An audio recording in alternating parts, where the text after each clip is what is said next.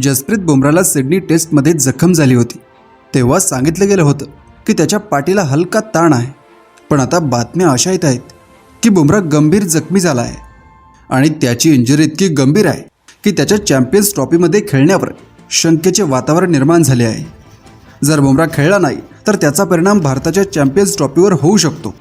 भारताच्या इतर प्लेयर्सच्या फॉर्मचा विचार करता बुमराहशिवाय चॅम्पियन्स ट्रॉफी जिंकता येईल का?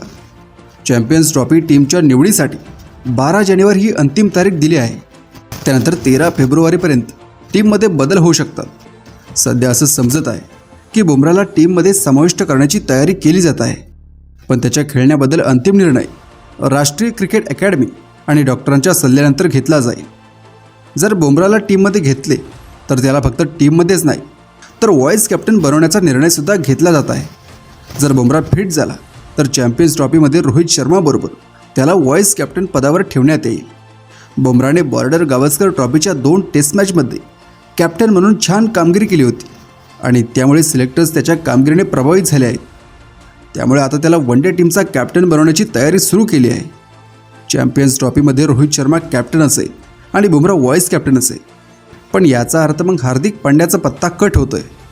T20मध्ये रोहित शर्माच्या निवृत्तीनंतर सुरुवातीला असे वाटले होते की हार्दिकच कॅप्टन होईल, पण त्याऐवजी सूर्यकुमार यादवला कॅप्टन बनवण्यात आलं. तसंच आता वन डेमध्ये बुमराहला फ्युचर वन डे कॅप्टन बनवण्याची तयारी चालू आहे. शिवाय चॅम्पियन्स ट्रॉफीच्या टीममध्ये मोहम्मद शमीला परत आणण्याची तयारी केली जात आहे. शमीच्या फिटनेसबद्दल अंतिम निर्णय नॅशनल क्रिकेट अकॅडमी देईल. पण सध्या असं मानलं जातं की शमी चॅम्पियन्स ट्रॉफीमध्ये खेळेल.